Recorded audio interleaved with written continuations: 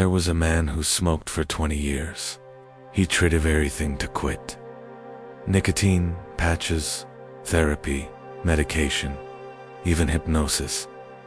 He spent thousands of dollars and years of his life fighting this habit. Then he traveled to Japan for work and met an old monk who taught him something that changed everything. Within 3 months, he quit smoking completely, and not through force or willpower. The monk showed him a completely different way, a way that felt almost too easy to be true. What if everything you know about breaking bad habits is backwards? What if the very act of fighting against your habits is what gives them power?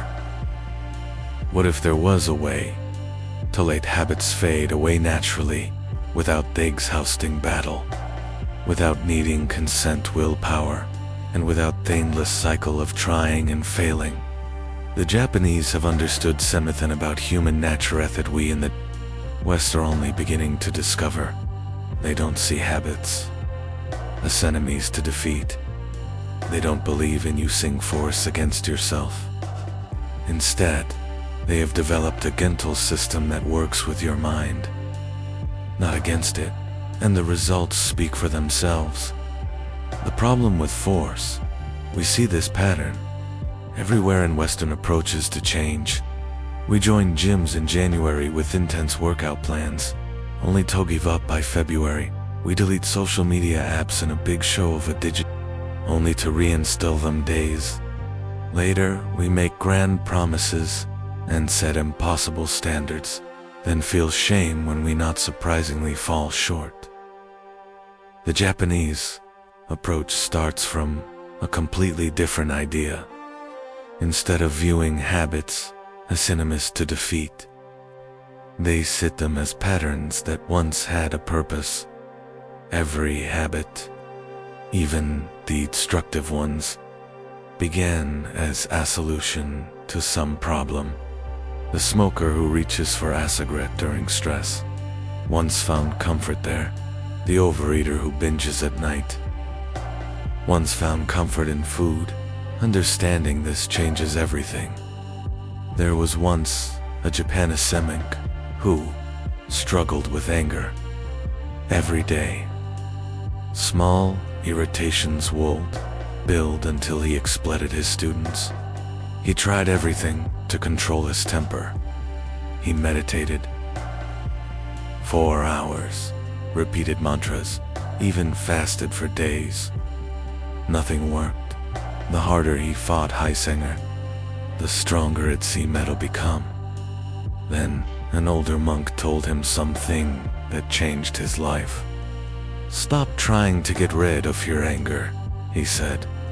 "Instead, become curious about it. Watch it like you would watch a cloud passing through the sky. Notice when it arrives, how it feels in your body. Way thoughts come with it, but do not judge it or fight it.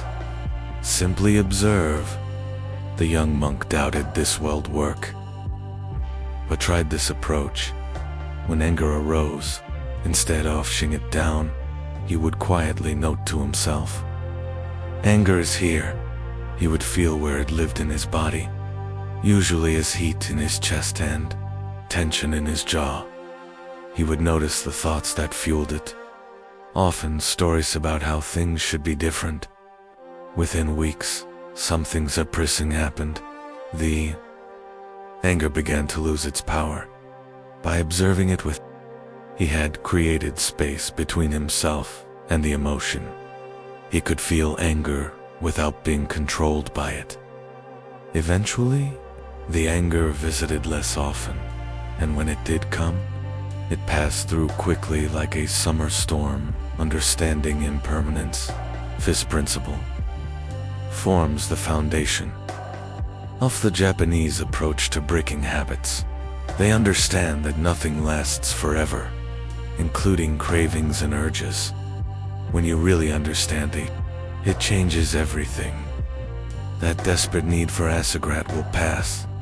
That overwhelming urge to check your phone will fade. That craving for alcohol will come and go like a wave. Consider how most people handle cravings. When someone trying to quit sugar feels the urge for dessert, they either give in right away or try to distract themselves. Both approaches treat that craving as an emergency that must be resolved. The Japanese method suggests a third way. Acknowledge the craving. Feel it fully, but do not act on it. Sit with the discomfort like who would sit with a friend who is upset. Be present with it, but do not try to fix it. A businessman in Tokyo who said this method to quit his 20-year smoking habit. Instead of throwing away his cigarettes, he kept them on his desk. When the urge to smoke arose, he would pick up a cigarette, hold it, smell it, and fully experience the craving. Then he would set a timer for 10 minutes and tell himself he could smoke when it rang. During those 10 minutes, he did not distract himself or fit the urge. He simply sat with it, observing how it moved through his body like a wave. He noticed it would get strongest around 3 minutes, then gradually fade away. By the time 10 minutes passed, the intensity had deucely decreased enough that he could choose not to smoke. This was not about willpower. It was about understanding the nature of cravings. They feel permanent in theme, but they are actually quite brief. Most cravings last between 3 and 5 minutes at their strongest. If you can surf that wave without being pulled under, you discover something powerful. You are not your cravings. You are the awareness. Fate observes them. The art of Kaizen Japanese have a third concept called Kaizen, which means continuous small improvement. Western culture loves dramatic transformations. We want to go from couch potato to marathon runner overnight. We want to quit all our bad habits at once and Bekamiko Makomika. This all or nothing thinking sets us up for failure. Kaizen takes the opposite approach. Instead of trying to change everything at once, you change 1% at a time. If you want to break a habit of watching for hours after television each night, you do not suddenly go cold turkey. You reduce it by 5 minutes. That's it. 5 minutes less today than yesterday. This seems almost insultingly small to the Western mind. We want big changes and we want them now. But this misunderstands how the brain actually changes.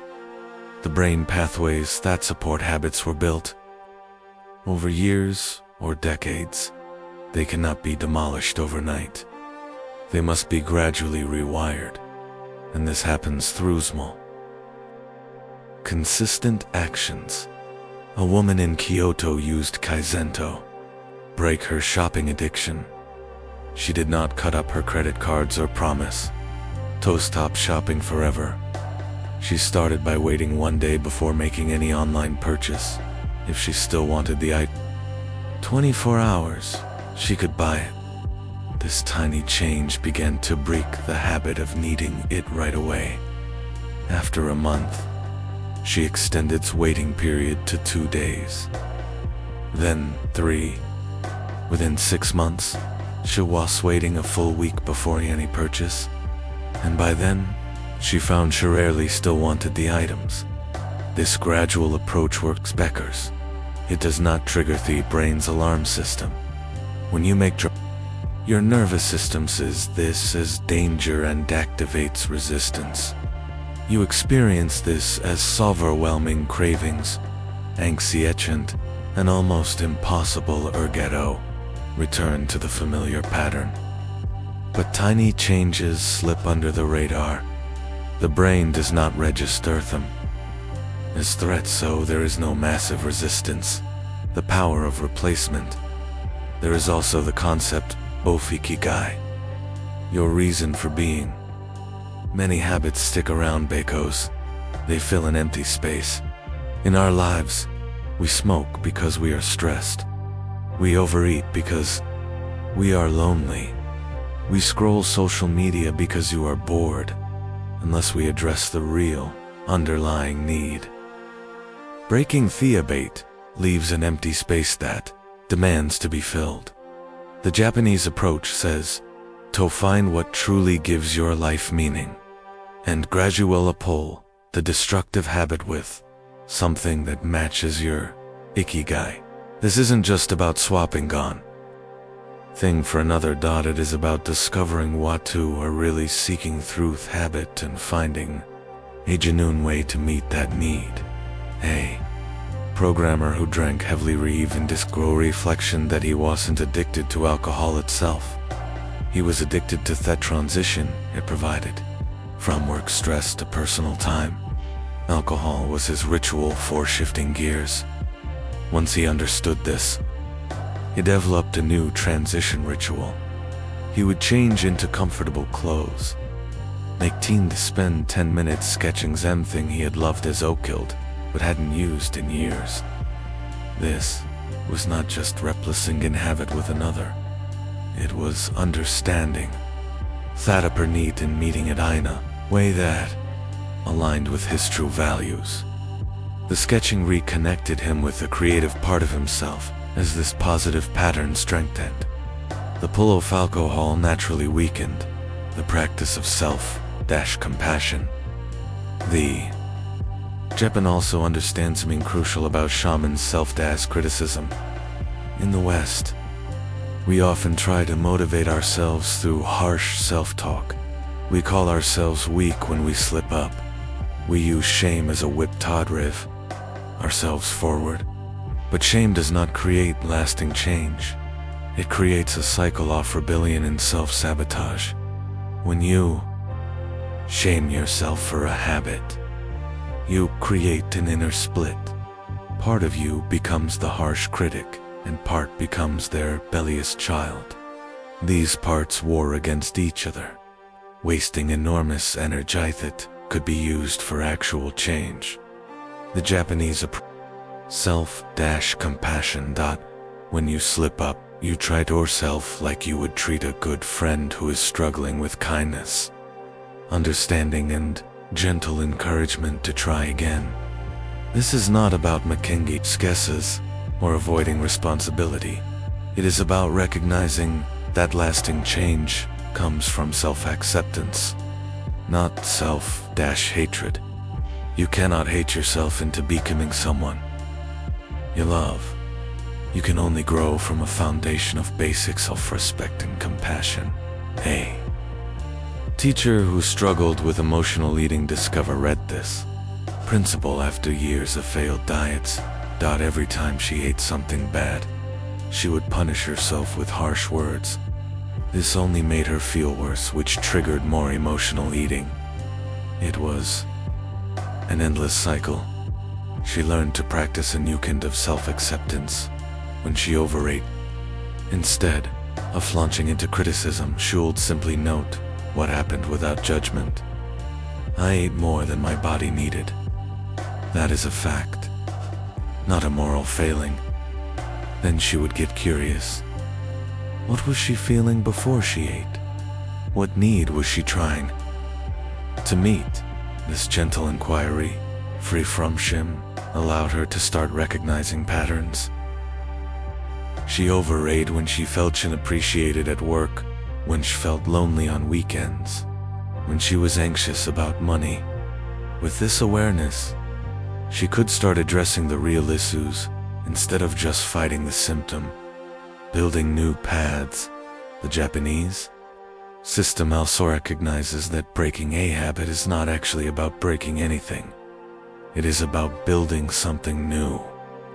You do not destroy an old pattern so much as you grow beyond it, like a tree that grows around a fence until the fence becomes irrelevant.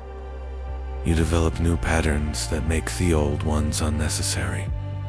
This is why the Japanese focus on creating positive routines rather than just eliminating negative ones. They understand that nature hates a vacuum. If you simply remove a habit without replacing it with something meaningful, you'll create an unstable situation. The old pattern will likely return because it serves some function, even if that function is just filling time you're providing. Familiar comfort. Think of habits like well-worn paths through a forest.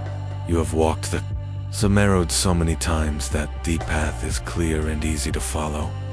Even if the path led somewhere you no longer want to go, your feet naturally follow it because it is the path of least resistance. You cannot simply erase the path, but you can create a new one. At first, the new path is difficult. You have to push through branches, step carefully over unfamiliar ground. It requires conscious effort and attention, but each time you walk thy new path, it becomes a little easier. The grass gets trampled down, the route becomes clearer. Meanwhile, the old path unused begins to grow. Eventually, the new path becomes the natural, easy choice. This is exactly how brain pathways work. The more you use certain connections, the stronger they become. The less you use others, thicker they grow. Change is not about willpower, it is about repetition. It is about patiently walking new path again and again until it becomes automatic. A man struggling with social media addiction applied this principle in a really smart way. Instead of deleting all hiccups and relying on willpower, he created a new morning routine. He placed a book next to his bed where his phone usually sat. In the morning, instead of immediately reaching for his phone, he would read one page. This seemed almost too simple to work, but that was exactly why it did work. Reading one page was so easy that he never felt resistance to it.